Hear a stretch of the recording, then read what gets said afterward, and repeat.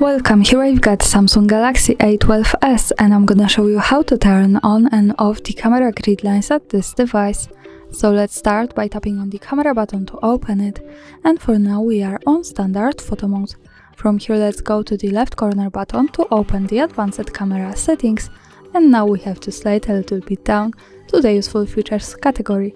At the second position here we have grid lines option, so by using the button from the right we can easily turn them on and turn them off as we need. Now let me keep them turned on. When we go back to the camera, now we can see these lines in the preview.